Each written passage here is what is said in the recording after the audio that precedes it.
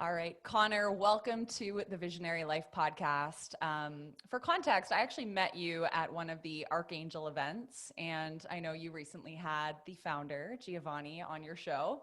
And I believe that you and I were actually put into a breakout room together. hmm And I believe this was back in March or April. And you mentioned to the small group of people who were in this great breakout room that you were actually wanting to start a podcast and you were looking for tips. So today, which is 6 or 7 months later after we met at that event, you have a podcast. It is crushing it. I creeped it on the hockey and the sports charts. And you've Thank you. interviewed some amazing guests like the founder of TRX. You've had Olympians on there. You had an episode with a trainer from Tony Robbins. So first off, I want to congratulate you on deciding to share this brilliance with the world. So kudos to you. But second, I'd love to know, has there been any unexpected positive side effects of launching this show? Like what has been that unexpected, really awesome thing that's come from it? Well, Kelsey, first off, still looking for tips and tricks. So I'm going to review how we do today and still trying to get better there. And Always. yeah, I was quite timid at the time and I had all this pent up energy ready to rock with a podcast and excited to launch it. And quarantine was, sort of the ignition there. And it's been a blast. And what I would say is maybe got into it to, I hate the word network, but connect with new people a little outside my immediate realm, have conversations that were different and more nuanced and maybe otherworldly than just in the hockey world.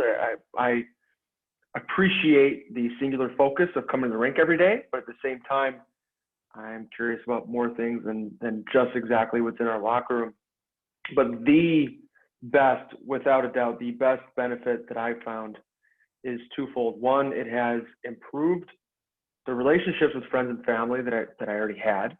Yeah. Really, they get to see a side or a lane of me, or learn a little bit about me, and it causes this spark of reflection in them, and then eventually a conversation with what they connected with. Mm-hmm. And then second, my wife's due February 7th. Like we're expecting a child, and I guess I think it's Gary Vaynerchuk talks about the beauty of this raw footage, the beauty of this showing the process, showing the documentation behind the growth. And I'm super curious, like who was my dad, who was my mom before I came into the world, and I'm not going to be able to hide real well from our eventual child, and we don't know the sex yet, but like here's all these hours of who I am and what I'm all about, and I think that those will be cool conversations, 10, 15, however many years down the road. Mm-hmm.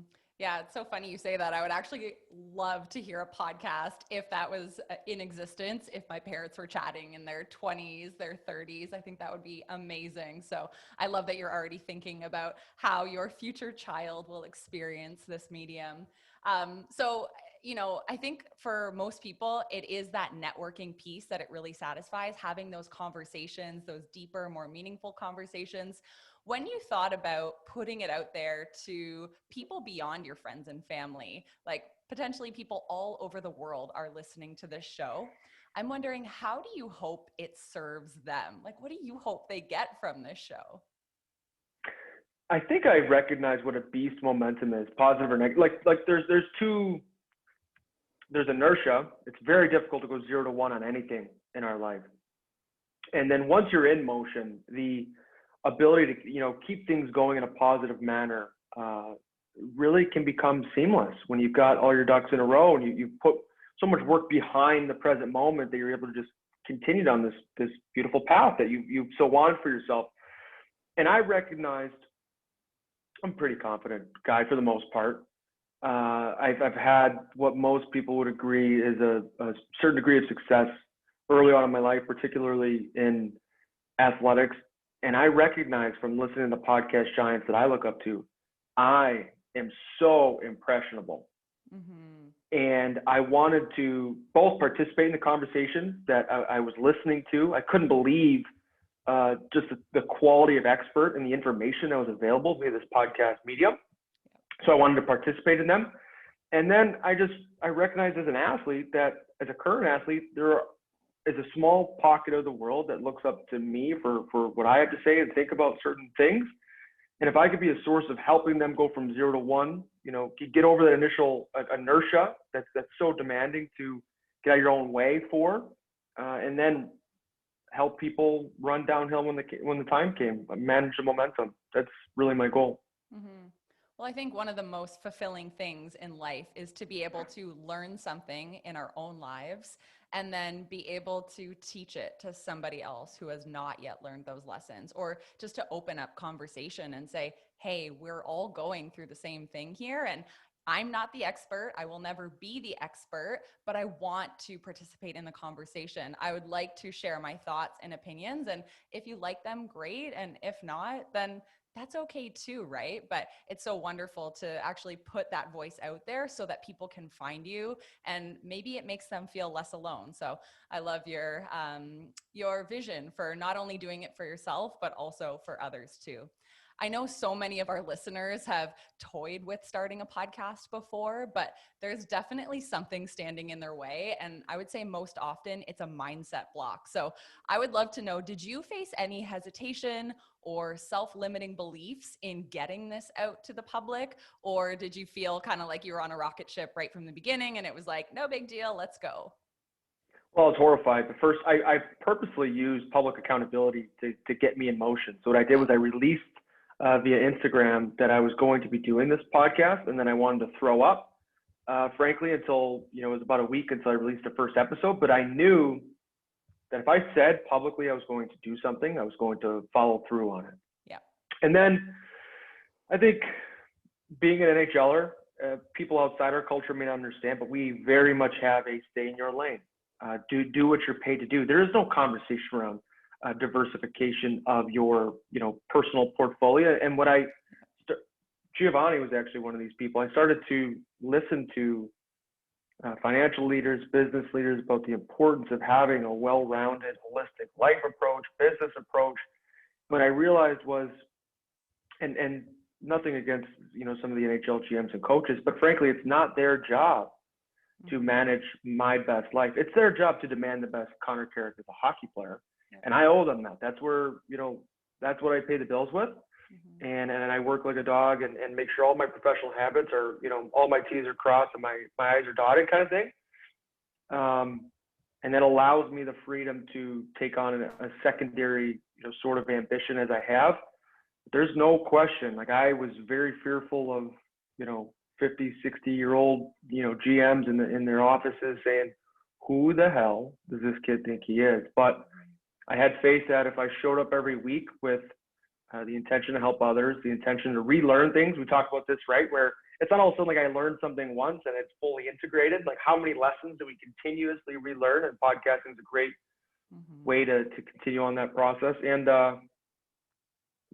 there's no question that I had plenty of imposter syndrome symptoms prior to launching.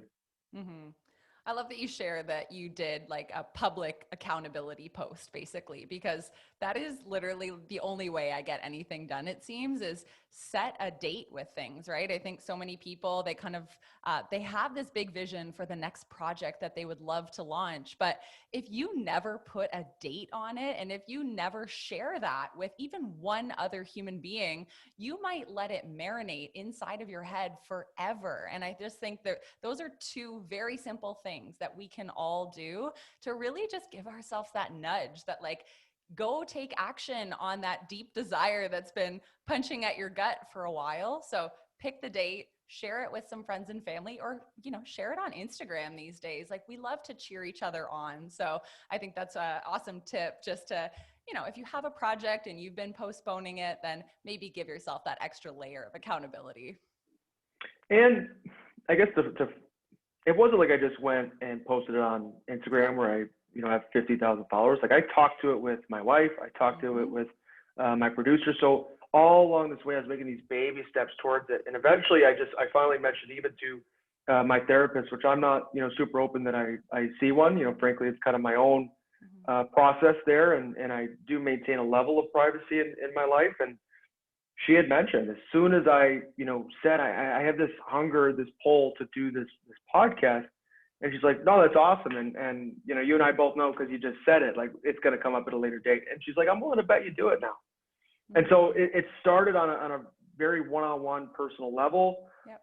And there were nerves to tell each and every person up until the general world. I was nervous for the first podcast with the guest I had on. I was nervous for the first podcast guest that I had that was a friend of mine. Yeah. I was nervous for the first podcast guest I had that was outside the hockey world, because now I'm really reaching and trying to, you know, allow myself to operate in this lane. And at some point I just, you know, I decided that there's so much competition in the world in a positive way that, you know, there's one person I don't necessarily need to play against, and that was myself. I love that. And it seems like you've always had this kind of resilient, persistent mentality. I think I was listening to you in another interview describing a moment in your childhood, or maybe I'm not going to get this story exactly right, but where you had this epiphany of, if I want to make it to the NHL, why not me? Like, keeping that phrase in mind, you know, if there's going to be 31 teams that are picked, why can't I be on one of them? And I actually was just taking a Peloton class this morning, and one of my favorite instructors, Robin Arzon, she said the same thing. And she was saying, you know, I was working this corporate law job and I wanted to quit and become a spin instructor, but I just kept having this resistance. And then one day I walked into the office and it felt so misaligned, and 3 words popped into her mind, and she said, why not me? And she quit that day, and she thought, you know what, if others are going to go do this, like, why don't I take a stab at my dream? So take us back to your childhood. Did you always have that mentality of, if others can do it, I can do it? Where did that begin for you? You know, it's interesting because I had this blend of being a really shy kid. I consider myself like an extroverted introvert. I speak well. I'm good socially, generally. I say more than I'd like, but I'm working on it. But it really took a lot of energy for me. I was the kind of kid where, you know, if I wanted chicken tenders from the concession stand, like, I would give my brother $10 and be like, hey, can you go? Like, I felt nervous asking for anything. I was just hyper polite, I guess. But at the same time, my dad, you know, really instilled in me, particularly I'm the oldest of 3. I was the standard setter for our family. We have 3 boys in our family, and the conversation was consistently around, you know, Connor, someone's going to set the pace for your younger brothers, and it's your responsibility to step into that. I took it seriously, and I was generally just kind of an old soul as a young man, even as early as 9 or 10. My parents and our relationship with the sporting side, not to get too into it, but I was responsible for big time decisions that had, you know, both financial and time repercussions on the strain of my parents and where they were going to have to be and when. But I believed at a very young age that I was meant and able to do great things. And that certainty has wavered in my life. There's been times where it's left me, and it does take serious work to regain it when it does fracture. But this certainty muscle, I do believe, is something that I've been able to train, lose, retrain. And right now I'm feeling pretty good about myself. So that's where we're at. I love it. So what are things you do to train that certainty muscle? Because I believe that that is a huge pillar of continuing to grow and progress and evolve as human beings, is being certain that even if we do fail, we're going to be okay. Being certain that there is opportunity in the unknown. So how do you cultivate that muscle of certainty? What are some of the things that you did as, whether it was a kid, a teenager, today, to make sure that you show up with conviction and that you know you're meant to be where you are today? I think I really try and reflect on 2 things. One is, what have the people that have done what I want to do, what did their process look like? What can I steal? What can I replicate? In my own way, of course, but what do I know beyond the shadow of a doubt will work and has worked? And then the secondary reflection is more personal. Who am I? And what are my values? And why am I going to be able to uphold this tall schedule of all things it's going to take to do what I want to do? So for example, in hockey, you know, I'm projecting out where the game's going next. For example, the game, since I even became, next year will be my 8th year professional. The game has become infinitely more skilled than it was. Extremely fast. The game kind of went big and slow to small and skilled, and I think next it's going to get big and skilled, which I'm 5'10". I'm not the tallest guy in the world. So where am I at on this curve, and how can I project out? And I know, if the game's going to get faster, there are people that I can consult with. There are drills and things that I can do on my personal side. Mm-hmm. So that's what I try to do. I try to reflect out what have other people done that I don't have to I can take the guesswork out of this. Yeah. And then why am I able to? And that usually looks in some form of a meditative state where I'm a big fan of the mirror, kind of the classic sports cliche moment, but yep. Who are you, Connor Carrick, today, and who do you want to be tomorrow? And I do take that question very seriously. Yeah, I feel like you're someone who's not just a dreamer or a visionary, but you're also someone who's a practitioner of life. Like, we think of dreamers and visionaries often like, just like living in the future and constantly head in the clouds. But then there's also that practical part of you that seems to be on the ground, doing the work, knowing what it takes to actualize the big dreams. I'm curious, how do you prime yourself to be hungry for more every day? Do you just get up out of bed and say, like, I'm going to find the best practitioners to work with, I'm going to go source out the best quality of food, and like, are you just fire from the moment you wake up? Or do you need to prime yourself to be like, all right, like, I can grow every day, I can learn something new every day. Maybe it's a routine you do, maybe it's some sort of mindset shift, because I think we all don't just jump out of bed in the morning ready to go all in on our training, all in on a podcast, all in with our wife who's pregnant. Like, there's a lot going on. So what is that priming for you in the mornings? I take my physical health super seriously. I'm trying to sleep 8 to 9 hours a night. It's crazy how much of a multiplier that is alone, all other habits aside. I definitely try to hydrate, eat well, greens, clean proteins, all that. And no one else needs a further nutritional lesson than that, so I'll leave it there. Other than that, I would say I have a stubborn will where I genuinely expect to have energy and motivation every second of every day. And I think it was Naval Rakovan talked about on like a Tim Ferriss podcast where he's like, most people oscillate from somewhere between they're either anxious or they're bored. And my cycle for that is pretty quick, and somewhere in there is action. Now, I am trying to become more long-term, more forward-thinking on who this is for. This isn't just for me to, it's not because I don't like myself and I just need to outgrow, who I am today, like a snake, shedding its skin kind of thing. Mm-hmm. And trying to play a more longer-term game. Like, you can't outperform your insecurities. Like, they'll follow you any way up the ladder you want to get to. But I would say it's a holistic sort of approach where mentally I am committed to having this level of ambition day in, day out. My sport kind of forces the issue as well. Just culturally, there is no conversation around sick. There is no conversation around tired. There's not even a conversation really around injured unless something's severely broken. It's you're going to show up and you're paid to do a job, and we're going to do this. So I'm able to borrow some of that, the cultural strength there in other aspects of my life, which, wasn't always easy. I wasn't always super committed to, in a social setting, being present. I wasn't always committed to being a great listener as a husband. Frankly, my mind would be elsewhere. I wouldn't be present. And I've started to adopt these more social goals. So yeah, that's my process there. I love that. I was actually just reading a quote this morning, and I wrote it down because I had a feeling it might come up in this podcast. So it's really about not just showing up for the practice of training or for the practice of being in your marriage, or not just showing up for the practice of eating healthy, but really going all in on it. So I'm going to read you the quote, and then I'm going to ask you a question based on it. It's like quiz time. So it's written by an author named Natalie Goldberg, and she says, in order to improve your writing, you have to practice just like any other sport, but don't be dutiful and make it into a blind routine.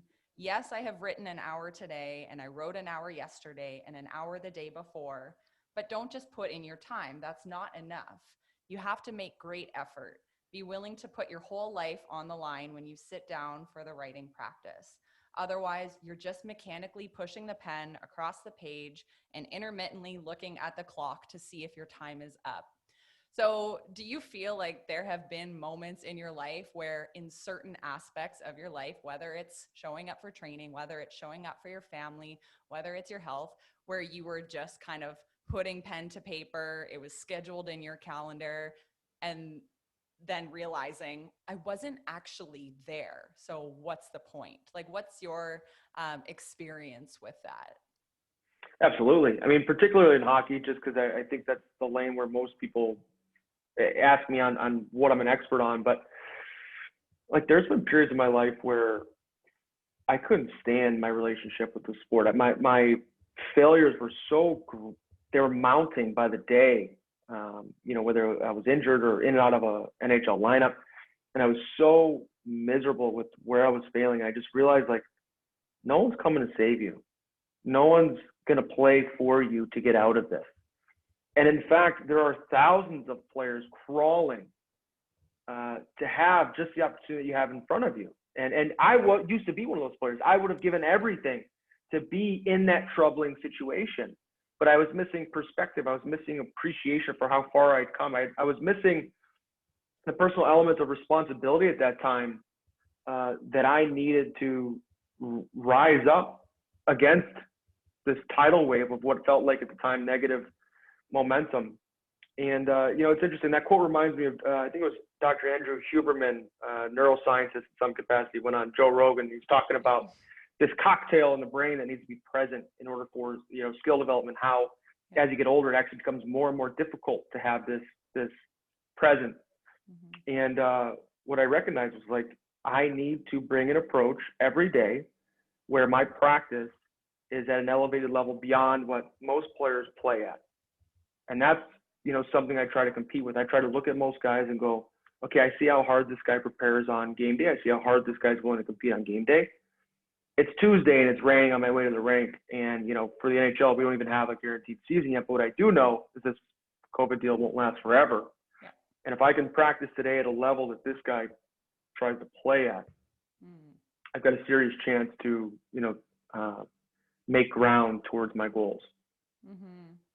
That's awesome. And thanks for sharing that. I think, like, one of the common themes that comes up a lot in my community is how to not live on autopilot, right? Because it's one thing to, like, get the dream job or to be playing a sport you absolutely love as a career. But if you just fall into the default of same day, same thing, it doesn't excite you anymore, you're not putting intention into your growth, anything can become super monotonous. And when you fall into that autopilot state, I think that's when a lot of the joy tends to be ripped away, because when you're not growing, you're just regressing in a way.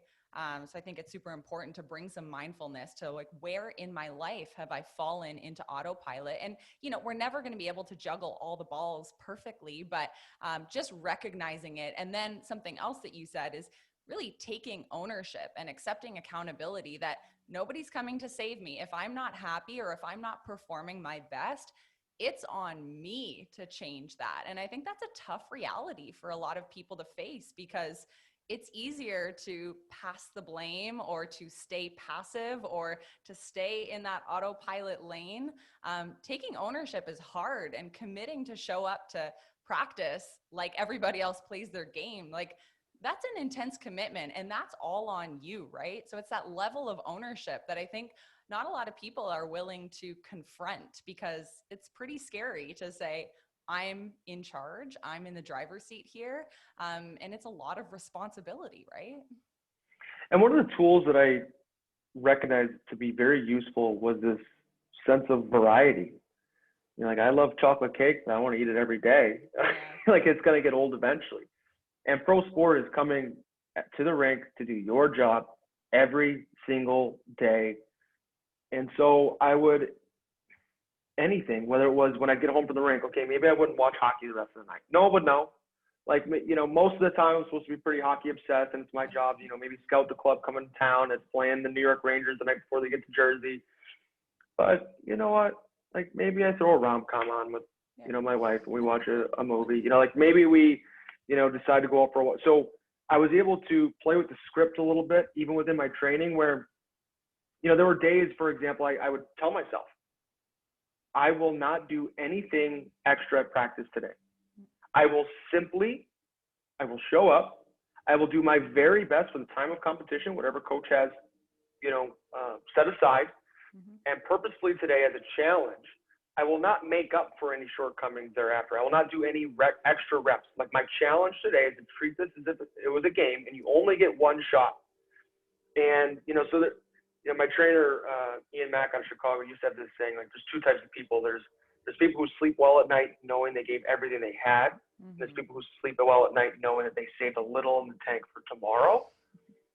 And that blend can be your own personal blend where no one else can see inside it. But there's definitely a couple days there where I was low on reserves, and I'm like, you know what? I'm going to give my absolute best, but there's like kind of a veteran sense of how to practice and play. And it's like, I'm going to keep my cards a little close to the chest and make sure that tomorrow come game time, you know, because we're playing every other day in the National Hockey League, that I've got the juice, and I'm not going to, you know, spend tomorrow's energy today. I'm going to live in this little sweet spot. And so if you're to ask my teammates or coaches, you know, hey, did Connor let off the gas today? Like, no one would tell. No one would know. Because my habits were so ingrained. But it's this, it was kind of this little secret game I was playing to gamify it and make it my own thing. I love that. Obviously, with the energy needed to show up for your career, to have that energy to perform when you're in a regular season, alongside building the podcast and, you know, the Curious Competitor brand, alongside the many other things you have going on in your life, obviously time management and prioritization is something that you've either loosely figured out or you have mastered, because I know you probably have a decent amount of things to get done in a day and then to support your recovery. So I'm curious, how do you manage your time to make sure, as we've been talking about, that you show up and you're all in wherever you are, or at least attempt to be? Like, how does that look in your life right now? Most important for me is I don't believe organization really exists inside my head. Like, this hamster upstairs has an appetite for sprinting and is always going. So if I can brain dump, if I can spill out my thoughts, people I need to get in contact with, whatever, podcast scheduling, it all lives there right in front of me. And then instead of everything, I keep just talking about other podcasts. Matthew McConaughey talks about this on Joe Rogan recently, where he's like, if he works out in a day, instead of all of his to-dos like stacking up on his shoulders where life feels heavy, once he moves in a day and sweats, everything's kind of just out in front of him. He can just go to the next thing. I relate to that. And so I really just try and journal, if I can, a month out. Like in the NHL, we get our schedule sort of a month out, and that's how I'll operate then. Right now, I'm probably more so on like a weekly basis. I can now tell why you started a podcast, because you're obviously podcast obsessed yourself. And it's cool how it started. I love this story because my wife was like, tapped me on the shoulder. She's like, hey, I really think you'd like these podcasts. Yeah. And, like, I don't know if you know what they are. And I'm like, kick rocks. Like, I got enough things I'm on to right now. You know, I've got a gazillion hobbies I'm trying to, like, you know, download and integrate. And I was trying to flex this reading habit that just wasn't necessarily sticking. And then I started listening to podcasts, and it was game over. I was obsessed. I came home, and that's kind of how I learn, where I regurgitate and reflect on it and make sure I spew it to other people, whether they're ready for it or not. And so, yeah, it was my wife's fault. Lexi got me into it. I can totally relate to that too, because I always thought there was something wrong with me because I never liked to sit down and read books. And then audiobooks weren't exactly my thing too. So for the longest time, I just thought, oh, I guess I'm just not that studious, or I guess I'm just not a reader. And then like 11 or 12 years ago, when I found podcasts and I could be on a run or I could be on my bike and pop my earphones in, I was floored. I'm like, this is what I've been waiting for. It's those short, digestible nuggets. You can do something else. And that is actually what pushed me into starting a podcast too, because I would listen to so many and say, hey, I could do it. Like, I could do it better than Yeah. that. I kind of want to put my own spin on these conversations. So yeah, it's certainly the gift that keeps on giving with all of these shows that are being introduced now. But I'm like, there's never enough. It's so good. Aside from podcasts, I'm wondering, you seem to be someone who's always learning, always growing. What else are you geeking out on right now? Physical health, trying to, gain an edge. Frankly, I know hockey, well, pro sport in general has this cycle where something is new wave and then it becomes commonplace. And then something else is new wave and it's commonplace. So for example, 10, 15 years ago, maybe a little bit longer than that, it's pretty uncommon for hockey players to train the 5, 6 days a week that we do in the summers now as players. Now everybody's got a trainer. They're paying them thousands of dollars. They're in the gym 2, 3 hours a day, all the way from May to September in a normal year when they show up for training camp. And I mentioned earlier the evolution of the game from skating and skill standpoint. I feel that where the game was, the skating demanded, the game is just so elastic and so smooth and so fast that on my own end, like I'm trying to work with a figure skating coach, just their ability to understand, bodily torque, where they are proprioceptively, like on their steel, I think is world class. Most figure skaters can skate your average hockey player out of a rink. We have a little bit more of a bigger engine. A lot of us are these bigger, stronger athletes, so our explosiveness, our short distance is much better, but their fluidity can't be contested. And then just on the physical side, I think in terms of eating, in terms of working with my own nutritionist, trying to look under every rock for an edge to be my best every day. I'm 26 now. I'll be 27 in April 13th of next year. So, I mean, in hockey terms, I was old 2 years ago. Once you're 24, turn 25, you're old. You cross the bridge. So, for me, it's really trying to integrate and download all the habits that I've already looked for and have worked very hard to acquire, and being more consistent with it. And then it's trying to find the cutting edge for what's next, and whatever that looks like, I'll be as aggressive as I need to. Mm-hmm. Always being a scientist and experimenting, right? It's like, you're continuing to see what works, what doesn't, and that takes a lot of brain power. Do you ever feel like you just want to like flip it off and like eat your bag of Doritos and say screw it, or is that just not in your DNA anymore?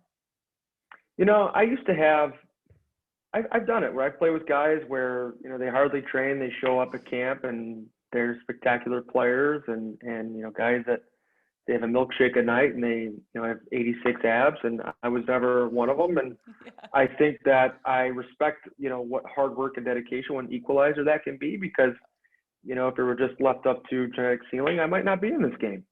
So this studiousness, this curiosity, I joke it may have killed the cat, but really it's given birth to my career. Yeah.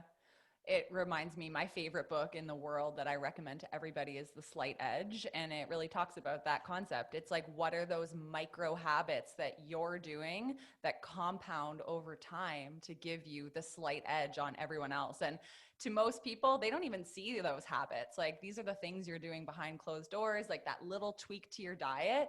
But then all of a sudden, you are a better skater, or you have, I don't know, like better fast twitch muscles for the game, or whatever the case is. And they're like, how did he do that? And it's not attributed to one change. It's like all of these many hours that you have poured into learning and really like having a critical eye on everything you're doing to support your training, your recovery. And I'm always thinking, how can I gain that slight edge in my life? Because I don't think I'm the smartest marketer in the world. I don't think that my online course is better than anyone else's or my podcast, but if I keep doing all these little tweaks and enhancements, I do believe in the compound effect. And I do believe that that's what momentum is made of. So I think that's a pretty awesome reminder that, like, even if you do feel as a listener that you aren't the best at what you do, keep showing up, keep trying, keep making those micro changes. They will make an impact over time. Well, and there's two sort of schools of thought that drive this hunger to be better, and maybe this will connect with one of our listeners, is on one hand, I'm trying to be better every day. I'm trying to not necessarily reinvent the wheel, but how can I come at something differently? How can I, tinkering with my stick or my curve or my skates to try different, profile, to change my stride length, whatever. But then, this is sort of a summer project. This is sort of an off-season mindset, which is where you're catching me. In season, you're in the fire. You're playing every night. You're injured. You're underslept. You're in the wrong time zone. And the focus is more on just being my best. I'm not necessarily trying to become something I'm not, especially in a team setting where your role is oftentimes so rigid and defined. Mm-hmm. And so I'll oscillate between, am I actually trying to grow, or does growth for me look like just playing close to my 100% best self? And it's kind of a comforting thing to feel you don't need to be any better. Mm-hmm. Like, Connor, you don't need to be some NHL All-Star tonight that you've never been. You just need to, how you played 2 nights ago? The career you want is simply repeating that. And then tomorrow night, when we're on the road, do that again. Mm-hmm. And so this element that success isn't outside of me, that everything that I need is within my being and within my power now. Both of those are different fuel sources, I find, and it's subtle, but I find it a lot of fun to work with. Mm-hmm. On that note, I'm curious, do you have any routines or regimens around imprinting successful days or successful habits in your mind? Like you were saying, when you have a really good game, like you'll try to think, okay, like just do that again. When you have those moments of that worked, what do you do to kind of solidify that, or to imprint it, or to like blueprint it into your DNA? Feel it, go back, see it. Like I'm a very visual learner. And I had coaches, for example, earlier in my career where, and I was a big visualizer, even from a young age, and they would show negative video and I would sit down to see the play and I could not get out the negative image. It was playing without my will, really. And so what I purposely try to do, and you know how hard this is to overcome, this negative bias with our, 2 gazillion, however many years old brain, you really have to set aside time to go through your own highlight reel, to reflect on what it felt like to do good. And similarly, in a purely X's and O's standpoint from hockey, so for example, we'll skate, we'll practice, and it's pretty common where there's an aerobic or anaerobic component where you're pretty exhausted by the end of the skate. I will oftentimes sit there until, I feel fresh again, however long that is, 2, 3, 4 minutes. And whether it's my skating or certain puck skill, I'll just do like 3 good reps. Smooth, not really contested, not under pressure, just so that my nervous system can feel. That's the last feeling that I'm going to sleep on. And that's what we'll remember when we pick up the stick again tomorrow. Mm-hmm. Yeah, I mean, it's like a dress rehearsal for the performance, right? I think visualization and doing these type of imprinting, whether you want to call it meditation or mindfulness, that is like the dress rehearsal for what you want to happen next time. And if you're thinking about Broadway performers, like they're constantly doing the dress rehearsal so that when it comes time to perform, like it's deep within them. So I think even anyone listening, when you have those moments of that went really well or something brilliant just happened, take that moment and like replay it in your mind and like send that signal to every cell in your body. We like this. We want it to happen again. And we've all heard that tacky quote that what you focus on expands. So it kind of goes back to that. Like if you focus on those positive moments or shifts that have happened, then you're hoping to call in more of that. So I think that's awesome. What would you say you are craving more of right now? Obviously, you've got a lot of things in place to put you into positive forward motion. Is there something that you feel like deep down you wish you had time or extra, I don't know, like resources? What are you craving more of in life right now? Hugs and handshakes. I think we're all going through this. I wouldn't normally identify as a very social person. Like I remember I would talk to my wife very early on, quarantine and COVID times, and she would say, God, I just miss like everyday mundane social interactions. And I was like, I don't really care. Like I'm up in the dreamland. I'm, my head's up here, and that's kind of what fuels me. And I think the longer it's gone on, I do miss that. So I hope, for all of our listeners that feel similar, I'd love to share a hug or a handshake if we could, maybe virtually or intentionally. Aside from that, I would say right now, subconscious stress kind of accumulates. And that law of that the aggregation of marginal gains, I think, can work positively and negatively. And right now, there's some uncertainties in my world where we don't know if we're going to have a season. We don't know, my wife's 28 weeks now, and I'm not exactly positive what the visualized success as a dad looks like. Like I don't have these previous reps to look at. And I wouldn't say I've necessarily respected the unknown stress of that and made enough time. I've stayed in doing zone, right? Like I haven't been super reflective lately. I'm probably overdue. What's a Friday? I'm overdue for a me weekend a little bit. And I know the self-care Sunday. Like I'm not a big believer that self-care looks like a bathtub and Epsom salt. Like I'm usually more of an action doer, and that's what makes me feel better about my direction.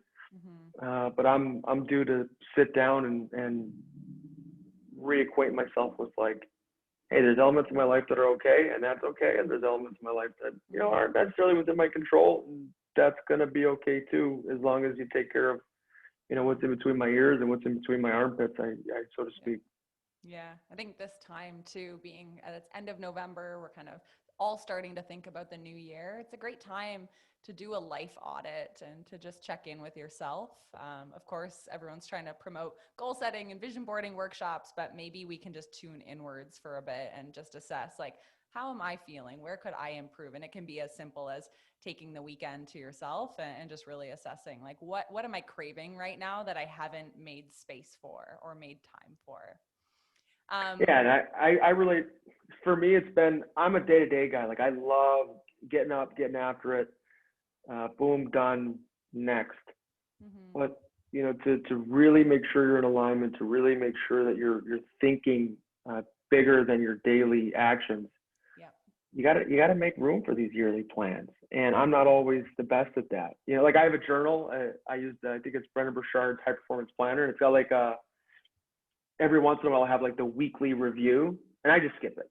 I just go right to the next day because I'm like, I don't have time to think about the whole week, and that being my nature, I think, isn't always best for what my real goals are. So, I'm looking for some reflection. Yeah. And I think it's challenging for people like yourself, and even for me. Like I'm constantly someone who loves to like put on another podcast or, sit down with my journal or read the next book that's been piling up. But sometimes I need none of that. And I actually need to consciously, go out on a walk without a podcast, which how weird is that these days? But that's the time when I'm often able to like do that deep reflection and hear that inner voice that's crowded out from all the wonderful content that I want to be consuming on a daily basis. So it's a good reminder. Yeah, good sign for me. Like how many books do you have open right now? Because I think I have 4 going, and I'm reading none of them. I've got 4 books I'm reading, and I'm reading none of them. So yeah, I am the queen of going to the library, and I get out like 10 to 20 books because I just rediscovered the library like 3 years ago in my 30s. And I will go and like collect every book under the sun, and I bring them all home. And, I dabble in reading maybe 1 or 2 of them, but I'm a firm believer that just having them in my presence like makes me a better person. So, I don't even judge myself. Just by osmosis, you'll just download the information. Or I'll just flip open one page and I'm like, that's all I needed. Great nugget of wisdom. Thank you. Next. Well done. Last question before we round out here. When you're feeling stuck or uninspired or unmotivated, what do you do to shake that routine and get back to the Connor that you're here to be? It used to be just a ton of negative self-talk and, who do you think you are? You're wasting your talent, you're wasting your time. And, I've recognized just how hot that fire can burn and how degrading that can be over the course of time. So for the most part, what I'll try and do is mentally, there's a channel that's playing that it's not me at the time. It's not gelling. It's not providing me the feedback that I need to go out and use for fuel out in the world. Generally, it's a conversation with family members, my wife, my dad, my therapist, talk about, this is what the stress feels like right now. And sometimes I'm open for feedback and sometimes I'm not. And generally, I was always sort of like a positive Pam when people would come to me with their problems. And what I started to recognize was I am subconsciously telling this person that clearly you're not fit to solve your own issues. Yeah. And let me fix them for you because clearly you haven't looked at them through this lens. And so I've been able to identify people that are willing to let me reorganize verbally and sort of spit out the jumble that's in my head or, maybe in my heart if it's more of an emotional thing. And that really helps me recalibrate because similarly, we're just joking about all the books we're reading and all the information. Like, it's not a lack of information that's holding us back from who we want to be. We're not one book away from the book that's going to change our life. We are sometimes just playing against ourselves and not honoring the values that we would, if asked to talk about, what they would be. So usually if I can just get back to a base level, zero, mental organization, emotional organization, I'm usually on the right path there. And I love that you said sometimes you'll just call a family member or a friend. I think so often when we're feeling stuck or uninspired, oftentimes it is correlated to sometimes a lack of connection, right? And we just need human beings, and especially now more than ever, having a lack of that in our day-to-day life. So a good reminder, a gentle reminder to pick up the phone and call people and, check in with your parents, your grandparents. So I love to hear that. Connor, thank you so much for sharing your journey on the Visionary Life podcast. I know that's just a snippet and a window into a little bit of who you are, but you're certainly someone whose dedication and whose drive we can all learn from and steal a little bit of that energy from. So thank you for sharing that story. And I wish you all the best in whatever season comes about with this year's madness, but hope to have you back on the show someday. So thanks again. Kelsey, honored to be a guest, and to your audience, I tip my cap. This world needs people like you out there, and all of you inspired. I know you and I really to show up and try and be our best and show up as leaders for you all. And thank you for the time, and I hope it really resonates with your audience. Thanks again.